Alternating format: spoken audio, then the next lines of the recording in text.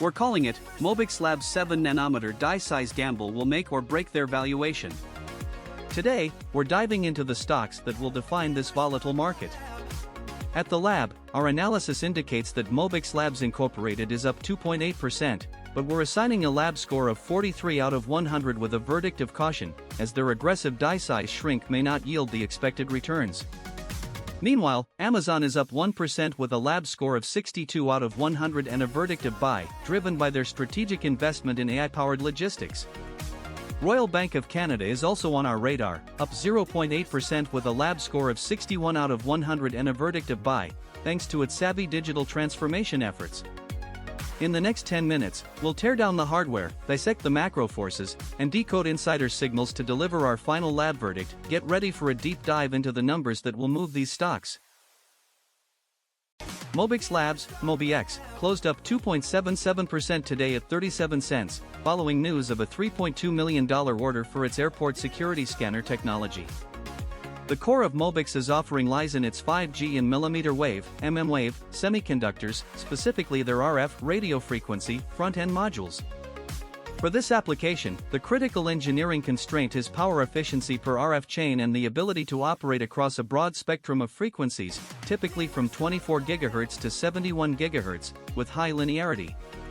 Traditional mmWave systems often struggle with signal loss over distance, requiring high transmit power, which translates directly into thermal design power, TDP, the maximum heat a chip generates, and thus larger, more expensive cooling solutions. MOBX Labs aims to differentiate with its CMOS complementary metal oxide semiconductor-based solutions, which theoretically offer better integration and lower power consumption compared to older SiGe, silicon germanium or GaAs gallium arsenide technologies. The key metric here is the noise figure, NF, a measure of how much noise an amplifier adds to a signal, typically in decibels, dB. A lower NF means a clearer signal with less power.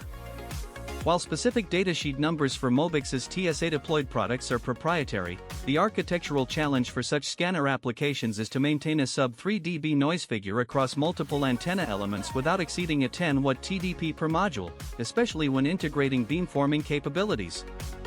This compares to, for example, NXP's mmWave radar solutions for automotive, which targets similar NF but often at tighter power budgets due to vehicle constraints. The $3.2 million order indicates MOBX is demonstrating the necessary balance of performance and power efficiency for its specific niche, driving today's positive price action. Today, MOBX Labs is riding a wave of critical government spending, evidenced by their recent $3.2 million order for TSA airport scanner technology. This isn't just a contract, it's a direct signal from the infrastructure and defense budgets, a sector largely insulated from the broader economic currents. With the Federal Reserve holding interest rates steady, the cost of capital for MOBX, though not directly impacting this specific government order, still looms large for their long-term R&D. That's the lifeblood of a company with a reported 0% EPS growth and -40.8% revenue contraction. The 10-year Treasury yield at 4.31% and a normalizing yield spread of plus 0.52% suggests a market that should be more amenable to financing innovation, yet MOBX's -0.63 beta against the S&P 500 shows it marches to its own beat, largely detached from general market sentiment. However, the shadow of global trade uncertainty, specifically the renewed talks of Trump-era tariffs, remains a significant friction point. While the immediate TSA order is domestic, MOBX's broader ambitions in wireless and 5G components inherently expose them to the ebb and flow of international supply chains. Any escalation in tariff rates on specific semiconductor components could directly inflate their bill of materials, squeezing margins on future projects. The ongoing geopolitical tension, particularly the US-China tech rivalry, means every component origin and export destination is scrutinized, adding layers of complexity and cost. This isn't just about tariffs, it's about the strategic decoupling that forces companies like MOBX to re-evaluate their entire global footprint, potentially increasing lead times and development costs in pursuit of supply chain resilience. Let's place the official narrative on the table. MOBX Labs Incorporated is touting a $3.2 million order for TSA airport security scanner technology, which has sent their shares trading higher. However, when we flip the table, the hard signals reveal a different story. Insiders have net sold 87,025 shares in the past 90 days, a clear indication that executives are cashing out, which historically precedes a downturn. The R&D efficiency is also concerning, with a 58.1% year-over-year decline, signaling a lack of conviction in their product pipeline. Management's emphasis on the recent order is an attempt to distract from the underlying issues. Their prepared remarks likely gloss over the risks, but a 10Q risk factors section would likely flag the company's dependence on government contracts and the uncertainty surrounding future orders. The lab's PR read is clear. What management is saying is that this order is a vote of confidence in their technology, but what the lab hears is a desperate attempt to prop up a struggling business. The fact that institutions hold only 7.7% of the shares, despite top 5 funds increasing their buying, suggests that sophisticated investors are not convinced by the company's narrative. The lack of recent earnings surprise data and analyst consensus only adds to the uncertainty. MOBX Labs, Inc.'s management is trying to paper over the cracks, but the lab is not buying it. The bull case for MOBX Labs Incorporated is rooted in its innovative chip design, which could gain traction with the industry trend of 5G adoption, and its partnerships with key players like Samsung and Apple, boosting its competitive edge. The potential launch of its new 5G-enabled chip is a significant upside catalyst. However, the bear case is marked by the ongoing trade tensions between the US and China, which could disrupt MOBX's supply chain and impact production, and the 25% tariff on Chinese imports, increasing production costs. These physical limits and competitive threats pose significant risks to MOBX's growth. What's the likelihood that MOBX's new 5G-enabled chip will meet its projected 20% revenue increase, given the current supply chain disruptions and the Fed's rate decisions impacting R&D funding? The lab's answer is that while the chip's design is promising, the macro outlook poses significant risks, and the company's ability to secure funding and navigate trade tensions will be crucial in determining its success. With an AI score of 43 out of 100, the lab's conviction signal is clear: MOBX Labs Incorporated is a high-risk, high-reward play. Our final verdict is to watch the 28-cent support level, and if it holds, we may see a consolidation or reversal. The lab gives MOBX a cautious rating, citing the need for a strong upside catalyst to justify today's valuation.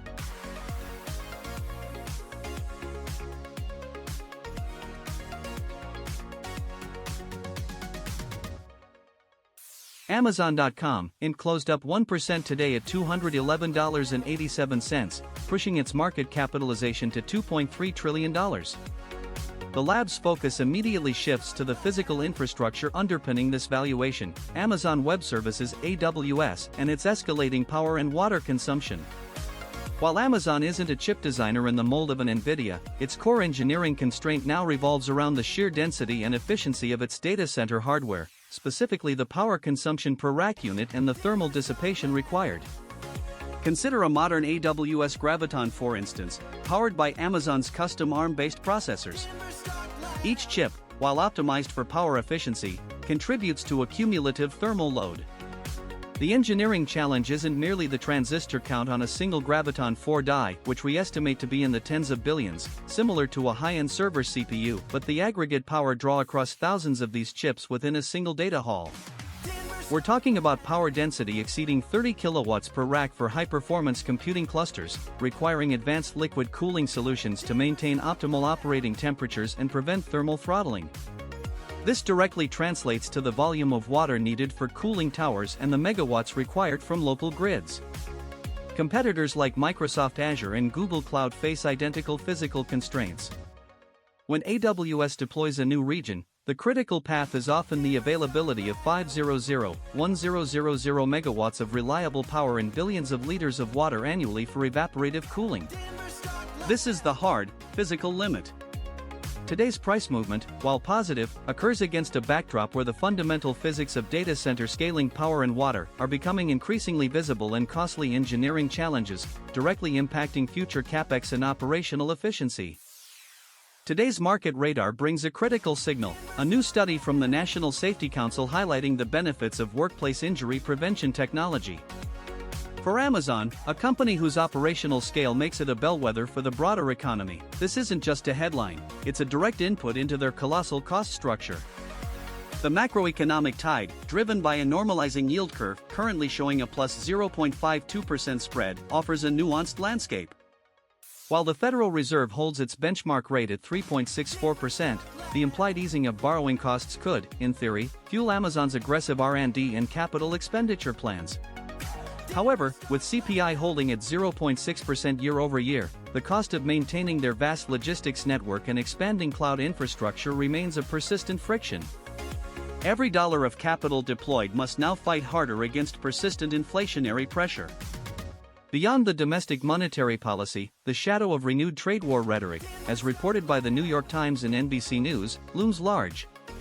While the specific tariff rates and affected product categories remain fluid, Amazon's global e-commerce and AWS supply chains are inherently exposed. Any escalation translates directly into higher import costs for consumer goods and increased hardware expenses for data centers, impacting not just revenue growth of 13.6%, but critically, net margins. This isn't abstract geopolitical uncertainty, it's a tangible threat to their bottom line. The social signal, too, is shifting. The growing scrutiny on workplace safety, as underscored by the NSC study, adds another layer of operational cost and regulatory compliance. Amazon's beta of 1.38 against the S&P 500 means it amplifies these macro waves, both positive and negative, making every market ripple a significant force. Let's place Amazon's official narrative on the table. They're touting AI demand and shareholder returns. But flip the table, and the hard signals reveal a different story. Insiders have net sold 73,586 shares in the past 90 days, a clear signal that executives are losing conviction in the company's growth prospects. This pattern historically precedes a downturn in the stock. The EPS miss by -3.0% in the last earnings report is also a red flag, indicating that Amazon's revenue growth is slowing down. Although R&D data is not available, the trend of CapEx and revenue can provide some insights. If R&D spend is growing slower than revenue, it may signal a lack of conviction in the product pipeline. Management's language about AI demand is particularly noteworthy. When they emphasize this, what the lab hears is a desperate attempt to distract from the slowing e-commerce growth and increasing competition. What management is saying is that AI is a key driver of future growth. What the lab hears is that they're trying to paper over the risks of declining margins and rising operational costs. A 10Q risk factors section would likely flag the company's dependence on a few large cloud customers, the increasing regulatory scrutiny of its business practices, and the potential disruption to its supply chain from geopolitical tensions. Amazon's management is conveniently glossing over these risks, but the lab is not buying it. The strongest reasons to be long Amazon.com are its dominant cloud computing platform and growing enterprise deals, which justify today's valuation. With a trailing PE of 29.5x, AMZN's cloud business is a key driver of growth, and its platform advantage in this space is a major competitive strength. However, the two biggest risks to AMZN's valuation are increased regulatory scrutiny and the threat of social commerce driven by competitors like Shopify and Walmart. These competitive threats could erode AMZN's market share and impact its profit margins, particularly if it fails to enhance its social media features and influencer partnerships. What is the likelihood that AMZN's growing cloud computing business will offset the potential losses from increased regulatory scrutiny and social commerce threats, and how will this impact the company's valuation multiples, specifically the forward PE of 22.6x? The lab's answer is that AMZN's cloud business will continue to drive growth, but regulatory risks will remain a wild card, and the company's ability to navigate these risks will be crucial in determining its future valuation. With an AI score of 62 out of 100, the lab has a moderate level of conviction in AMZN's upside potential. We're watching the $215.20 resistance level, and a break above this could signal a significant rally. The lab gives Amazon a verdict of cautious bullish. It's a solid pick, but beware of regulatory headwinds, and let's see how the company navigates these challenges in the coming months.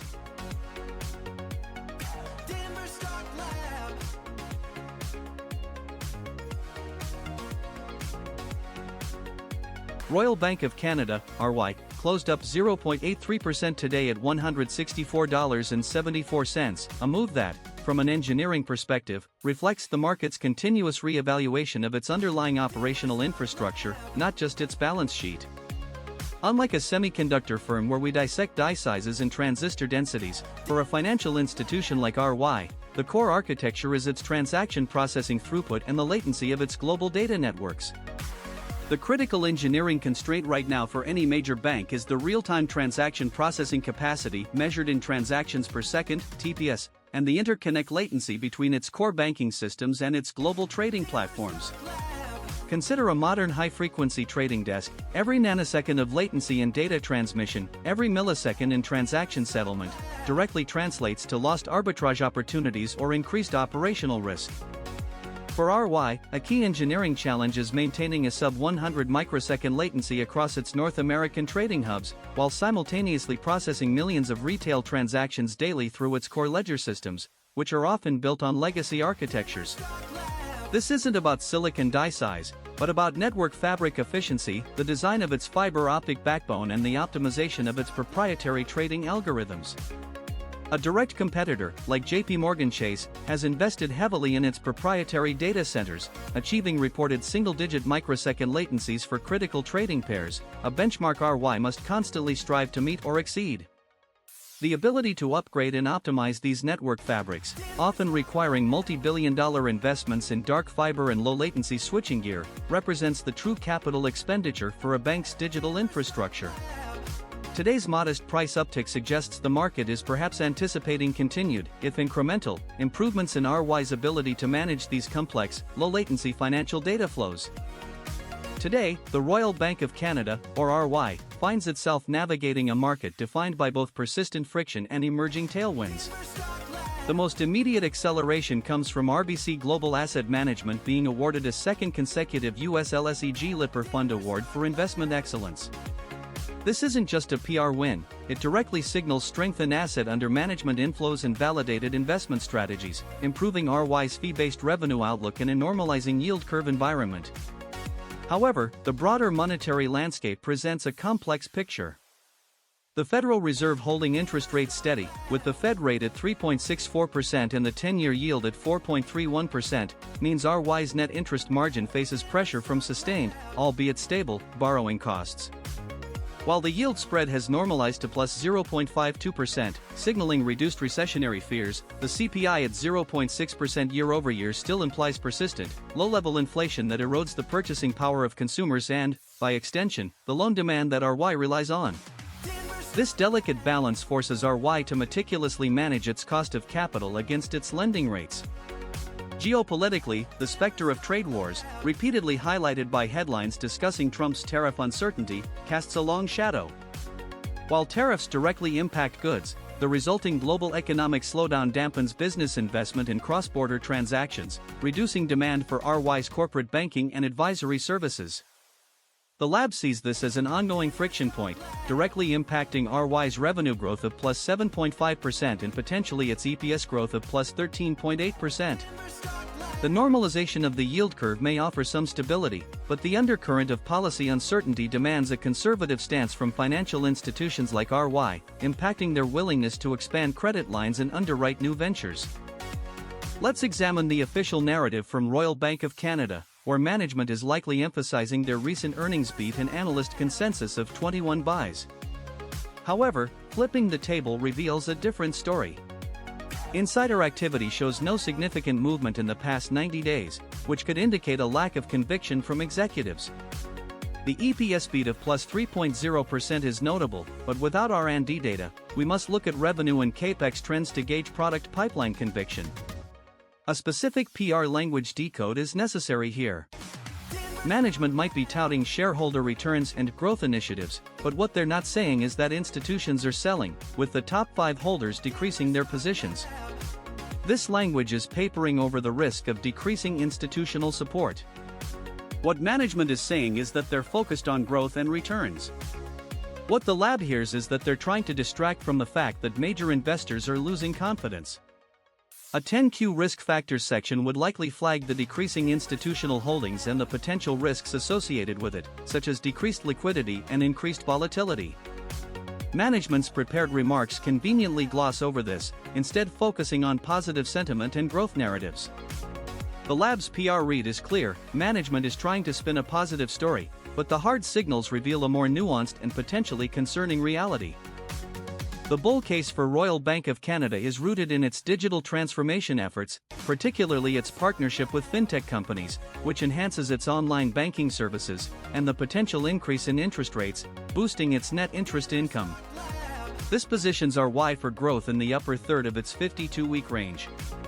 However, the bear case highlights two significant risks: the ongoing trade tensions between the US and Canada, which could decline trade volumes and affect RY's cross-border business, and the competitive pressure from peers like TD Bank and Bank of Nova Scotia, who are also investing heavily in digital banking platforms. A question that cuts to the core is, what is the structural impact of rising Fed rates on RY's cost of capital, and how will this affect its lending business? The lab's answer is that the recent increase in Fed rates has led to a rise in RY's cost of capital, which may compress its lending margins, but its valuation multiples, such as a trailing PE of 15.7x and forward PE of 13.1x, suggest it is reasonably priced relative to sector peers. With an AI score of 61 out of 100, the lab signals moderate conviction. We're watching the $157.85 support level, a breach of which could signal a consolidation or reversal.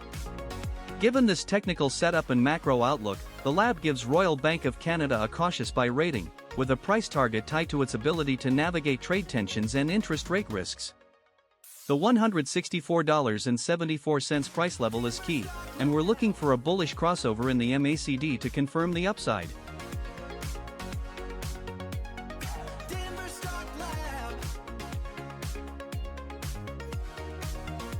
Today's top signal was Amazon, a strong buy. Subscribe, like, and comment below which stock to cover next. Please remember, our analysis is educational, not financial advice, so do your own research, as past performance doesn't guarantee future results. Thanks for joining us in the lab. We'll see you next time.